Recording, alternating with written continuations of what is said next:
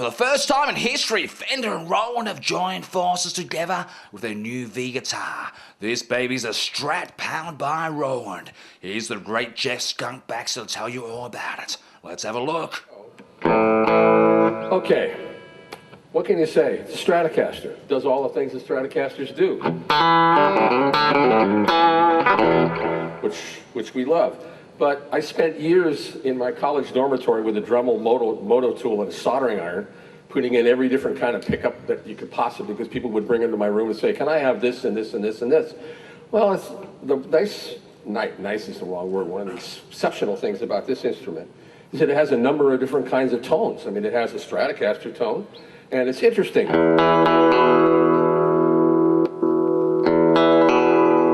Everybody tell the difference? It's tough, huh? That's the natural Strat, and this is the V Strat. Pretty amazing. So now, what if you wanted to? All of a sudden, you were, kind of telly guy. You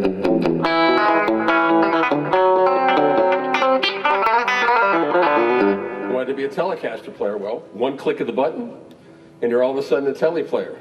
The next thing is, okay, well, so maybe I get some hair extensions and wear a leather jacket and stuff like that, and I want to be a,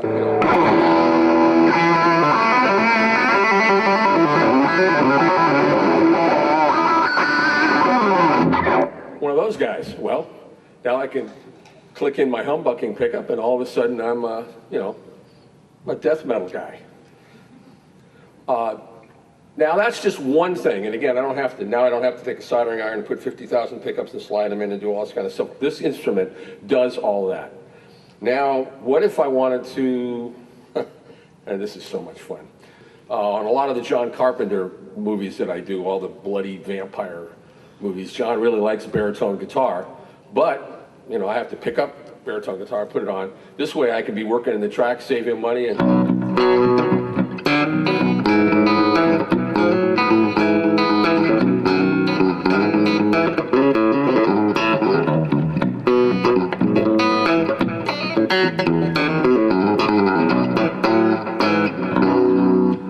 sound. And then, this blows my mind. That's amazing to me. And I was doing a gig with Boston, and we were doing a thing for Make-A-Wish. And I just started playing this, and Barry went, what the hell is that? I said, guitar, go ahead, do your thing, and I'll do mine. And then all of a sudden, if you want to be electric, same thing.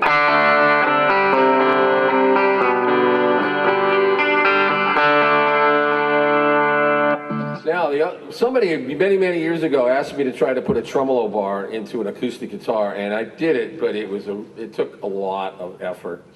So, how beautiful.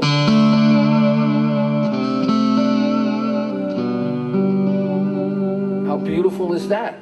So not only is this an incredible instrument for not having to carry a whole bunch of stuff to the gig and be able to do things on stage that you could never do. For instance, bands are actually starting to make records that sound like records now, as opposed to, put on a flannel shirt, get really high, and play the same chord for 2 hours.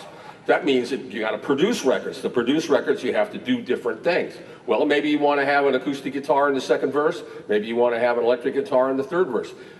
Now, instead of live having to run around digging the ball bearings out of the acoustic guitar that's on the side over there, you can just go from acoustic to electric and back and forth from baritone. To me, it's just this is such a great tool for guitar players. And for a live performance, I'll tell you, I don't want to take a lot of guitars. I would rather just have one instrument. So all I can tell you is this instrument is absolutely fascinating to me. I'm going to take this one home, try and stop me, and spend a lot more time with it. I'm in the midst of doing a solo record, and I want to use this on it because this means that live I can switch back and forth from different instruments. This will kill you.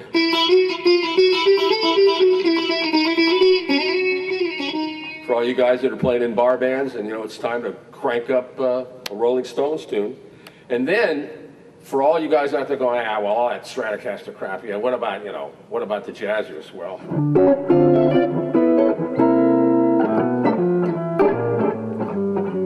Super 400.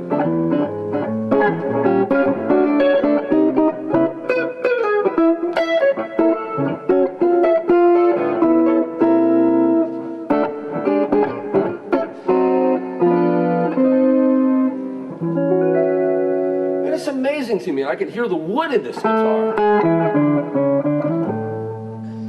Anyway, I don't know what else to tell you. You got to get one of these. Have a good day. Thank you, Jeff. Ladies and gentlemen, Mr. Jeff Baxter.